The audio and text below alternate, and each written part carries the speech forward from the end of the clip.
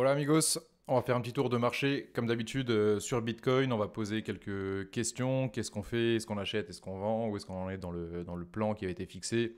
Voilà, on va essayer un petit peu de faire le point comme ça avait été fait vraiment il y a 3 semaines. Allez, on attaque sur le monthly, donc logarithmique, donc une bougie égale un mois. Donc ça c'est encore un schéma que vous connaissez. Il y avait une vidéo vraiment spécifique qui avait été fait vraiment à ce sujet. Donc sur le monthly, ben, tout est beau dans le meilleur des mondes, hein, ça suit vraiment le plan. On avait dit c'est un petit peu retardé dans le sens où le passage vraiment ici s'est fait un petit peu plus tard, mais en l'état c'est quand même très très beau. On arrive sur 4 bougies monthly. Donc voilà, par rapport au plan, on avait dit que l'objectif c'est le rebond intercycle, hein, d'accord. À aucun moment on repart vraiment bullish à mort, comme vous pouvez voir vraiment sur Twitter. Il y en a enfin, voilà, pas mal qui commencent un petit peu à s'enflammer. Voilà, par rapport au plan qui avait été fixé, donc on avait donné voilà, la ligne des 30 000 ici, et on peut le voir sur les clôtures monthly, la ligne des 38, 40 000. Donc voilà, cette grosse zone intermédiaire ici va nous donner comment dire, l'endroit où on va prendre un petit peu nos bénéfices. Sur ce schéma, tout simplement, on va enlever un petit peu ce qu'on a fait apparaître, voilà, comme ceci. Voilà, deux choses effectives à voir, donc signaux, j'essaie de simplifier au maximum. Donc voilà, logarithmique, signal vraiment break de la ligne comme ceci, et break du signal RSI. Voilà, c'est un truc qu'on attendait, c'est quelque chose qui est assez reproductible, d'accord. Je me suis même permis de le rajouter vraiment pour le prochain cycle, donc on n'y est pas vraiment en l'état, mais par rapport au plan, par rapport à tout ce qui avait été vraiment expliqué depuis plus d'un an maintenant, voilà, ça tient quand même plutôt bien la route par rapport à ce qu'on attendait, et vraiment sur ce monthly, on va dire, approche long terme, comme je l'avais déjà dit, je suis quand même repassé plutôt bullish. Donc ça n'exclut pas qu'il y ait des petits accidents de parcours, qu'il y ait des petites choses qui retracent vraiment sur les petites unités de temps. On va y venir justement après. Qu'est-ce qu'on peut attendre? Donc on va regarder une approche donc Fibonacci, on avait déjà tout détaillé là-dessus. Voilà, donc on peut reprendre un petit peu les cycles. Voilà, on se rend compte que quand on trace un Fibo vraiment du point haut jusqu'au point bas du cycle, voilà, on a deux gros niveaux qui ressortent, c'est les 236 et les 0,5. D'accord, on peut voir ici, donc là on descend, on vient alterner entre les deux, on vient faire notre bottom, on heurte les 236, idem pour les 0,5, on heurte, on retrace et on passe. D'accord, on peut même les retester directement depuis le bas. Et on va reprendre vraiment cette approche toute simple sur les cycles. Vraiment, on va faire ça rapidement, ça avait déjà été fait. Voilà, idem les 236 vraiment comme ceci et les 0,5 comme ceci. Donc on peut voir encore une fois que ces deux niveaux qui ont donné vraiment de l'appui assez radical, voilà, qui ont été retestés, ils ont été quand même importants pour vraiment voilà, reprendre la normalité du cycle. On va reprendre donc cette même approche comme ceci ici. Donc nos 236 sont ici et nos 0,5 sont ici. D'accord, vous pouvez voir par rapport au plan. Donc ça c'est un truc qui a été vraiment pris en compte par rapport à ce qu'on attendait. Voilà, donc là si on veut prendre des TP déjà ici, pour ceux qui ont déjà, qui ont racheté les dips, moi personnellement j'ai déjà pris une partie de mes bénéfices. J'avais expliqué un petit peu sur Telegram. Qu'est-ce qu'on attend à partir d'ici? Que les 236 ou les 0,5 fassent tout simplement de la résistance avec vraiment un gros niveau haut. Enfin clairement.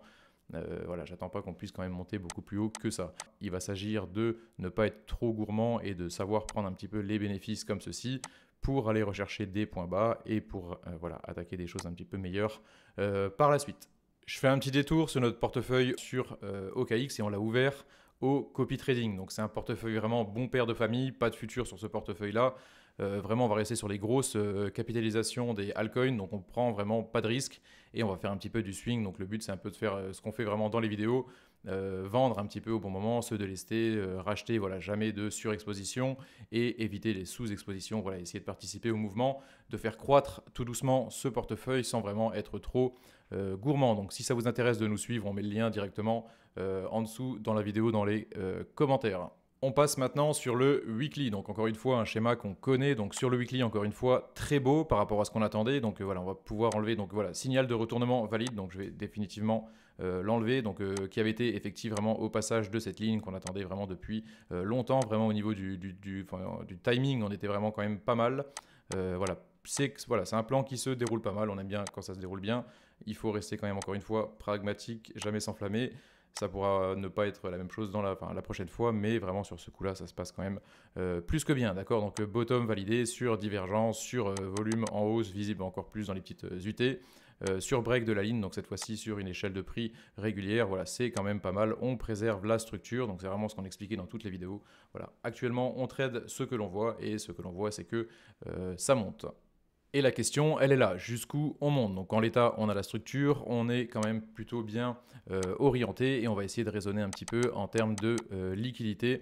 Donc où est la liquidité? Donc tout simplement on va grossir, donc la liquidité c'est vraiment les lignes jaunes que vous voyez, l'imbalance qui a été laissé donc sur des mouvements trop rapides vers le bas ou alors des mouvements haussiers trop rapides de la même manière. Voilà. L'objectif, c'est vraiment d'aller chercher ces grosses zones de liquidité pour aller fermer des ordres latents, des ordres anciens. Donc c'est vraiment ce qu'on expliquait. Voilà, on a laissé vraiment de l'imbalance derrière nous quand on a fait ces mouvements haussiers, mais donc ils seront probablement, quasiment certainement comblés. Voilà, mais on doit quand même aller chercher les zones, je pense, un petit peu plus hautes. C'était quand même ça qui a été expliqué depuis quelques mois. Voilà, et c'est ici qu'on va prendre la majorité de nos bénéfices. Donc moi, personnellement, je ne vais pas attendre directement les 32 500 ici. Je vais, je pense, voilà, très prochainement, voilà, me délester de pas mal de choses et en garder un petit peu, possiblement pour des mouvements un petit peu plus haussiers. D'accord? Donc le rebond intercycle, que c'est marqué dans le titre, hein, c'est un rebond au milieu du cycle en attendant des jours meilleurs sur Bitcoin. L'idée simplement c'est comme ceci, aller rechercher des points d'entrée optimaux pour peu qu'on ait un petit black swan, un petit truc intéressant qui nous permet d'avoir des points d'entrée encore meilleurs. Et derrière, évidemment, c'est d'aller rechercher des trucs beaucoup plus intéressants pour 2025-2026 sur Bitcoin. Encore une chose sur ce weekly, donc pourquoi il ne faut pas être trop gourmand. Donc voilà, vous savez que moi j'aime bien trader simplement, donc pas trop d'indicateurs, pas trop de trucs vraiment farfelus. Sur le RSI, donc ça c'est un truc que je voulais vous montrer aussi. Voilà, on arrive sur la zone haute, d'accord? On arrive sur la zone, voilà, sur vraiment c'est des zones qui ont donné quand même pas mal de retracements, voilà, de par le passé. Ici on a voilà, dernier truc pour point d'entrée optimaux. Ici on a explosé mon Stell Bull Run. Là c'était vraiment l'ATH absolu. Voilà, c'est quand même une zone. Quand on arrive sur cette zone ici des 80, c'est une zone sur le weekly, hein, pour le, comment dire, pour le swing, pour des gens qui se positionnent sur plusieurs semaines, on va dire.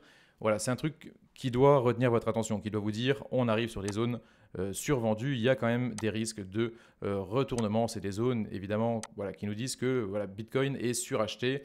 Il est trop haut entre guillemets par rapport au reste du marché, par rapport au prix qui devrait réellement valoir. Jusqu'où on monte donc sur Bitcoin, donc on l'a dit vraiment la grosse zone ici des 38 000, voilà, cette grosse zone, dans cette grosse zone je prendrai des bénéfices assez radicaux vraiment sur Bitcoin, donc j'ai déjà commencé à en prendre sur le portefeuille Kraken que je montrerai peut-être un petit peu après. Encore une chose que je voulais dire, dernière chose vraiment sur ce weekly ici, on peut voir tout simplement que ça diverge. On a pas mal de divergences cachées, d'accord? Si on prend vraiment ces points-là, c'est des divergences qui sont assez majeures ici et qui nous confirment encore une fois une chose de plus, voilà, qui nous dit que ce point-là, il faudra quand même pas rigoler. Tout le monde va s'enflammer, d'accord? Si on arrive là, et je pense vraiment qu'on va y arriver, tout le monde va s'enflammer. Vous allez voir des trucs de ouf, même vous allez péter un câble un petit peu de votre côté. Vous allez voir des gars avec voilà, 100 000 followers vous dire des trucs aussi incroyables. Tout va reprendre, tout est cyclique, hein, on l'a déjà dit. Tout tourne en rond, tout le monde va refaire la même chose. Au prochain bull, vous reverrez exactement les mêmes mécanismes. Si vous avez un cycle comment dire, de recul, vous avez un petit peu tout découvert. Vous avez vu vraiment les différentes phases, comme on avait déjà tout expliqué. Et dans chaque phase, vous voyez des choses qui reviennent systématiquement à chaque fois. Et je vous garantis qu'au prochain cycle, ce sera encore la même chose, les mêmes mécanismes, les ICO, les machins. Voilà, dès qu'il y a de la thune, il va y avoir de l'escroquerie, il va y avoir des trucs foireux. On sait que la crypto... Voilà, c'est quand même limite scammé en l'état, c'est pas encore, ça n'a pas encore atteint le niveau, on va dire, que Bitcoin mérite et que le secteur mérite. Donc pour conclure sur le weekly, on est bien, bien orienté, belle divergence, voilà, bottom possible, on surveillera vraiment cette grosse zone là pour prendre des profits et on attend quelque chose un petit peu comme ceci, voilà, et on surveillera, on regardera un petit peu ça ensemble sur YouTube, vraiment ces grosses zones d'entrée, on va surveiller un petit peu, pour l'instant c'est encore trop tôt pour le dire, mais en fonction de ce qu'on verra arriver, on aura possiblement des points d'entrée vraiment optimaux. Je vais montrer mon portefeuille Kraken. Donc, comme vous le savez, il m'est arrivé un petit incident de parcours gentil. Donc, voilà, c'est des choses qui arrivent. J'ai dû rabattre du Bitcoin à plusieurs endroits, dont sur Kraken. Donc là, voilà, j'ai rabattu un peu plus de 1,25 Bitcoin. J'ai vendu un petit peu, j'en garde un tout rond parce que c'est beau. Voilà, donc faire Mumuse avec 6-7 000 balles, c'était marrant. Faire Mumuse là avec 40 000 ou plus, je pense que ça va être moins marrant, enfin moi ça m'intéresse moins de montrer mes choses. Donc voilà, ce portefeuille-là, c'est la dernière fois que vous le verrez. Et à partir de maintenant, je vais reprendre ce que j'avais commencé sur le portefeuille OKX que vous pouvez suivre directement en copy trading. Donc je pense que voilà, c'est quand même beaucoup plus intéressant pour vous, pour les gens qui veulent nous suivre. Ça évite directement de recopier les trucs ou de regarder ce que je fais. Voilà, vous vous connectez directement, vous faites ce que vous voulez, hein, mais vous mettez un petit montant, hein, commencez pas avec des trucs de ouf. Et puis vous voyez comment ça évolue. Ça permet d'avoir comment dire, une autre ligne sur son portefeuille qu'on ne gère pas nous directement. Évidemment, on n'y consacre pas tout son capital, mais possiblement une petite partie avec un portefeuille entre guillemets sécurisé. Hein. En crypto, on n'est jamais évidemment 100% sécurisé. Mais voilà, ça fait des lignes en plus qui travaillent un petit peu différemment que ce que vous auriez fait peut-être vous de votre côté. Et on termine sur Bitcoin en daily. Donc voilà, toujours les mêmes schémas, vous connaissez. On va pas refaire un petit peu le tour de tout ce qu'on avait dit. Voilà, simplement, on arrivait donc sur ce gros niveau. Je crois qu'on l'avait expliqué dans la dernière vidéo.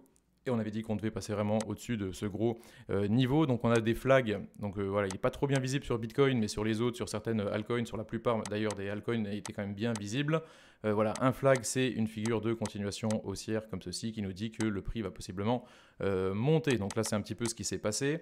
C'est quand même très intéressant. On reste quand même haut sur le RSI. On a clôturé cette zone ici des 29 600. Il nous reste une zone des 33, 34 500 et 37 000 vraiment à aller combler pour confirmer un petit peu tout ce qui a été dit précédemment. Donc sur ce daily très encourageant, si on prend le flag comme ceci, voilà, c'est grossier ce que je fais, on peut calculer déjà des premiers objectifs comme ça. Et si vraiment on va prendre les plus grands objectifs en sortie de flag, voilà, ça nous fait arriver plus ou moins dans cette zone ici des 33-34 000 $. Donc voilà, en l'état, on trade ce que l'on voit, c'est quand même très bien. On se rend compte qu'il y a quand même beaucoup de liquidité au-dessus et de moins en moins au-dessus.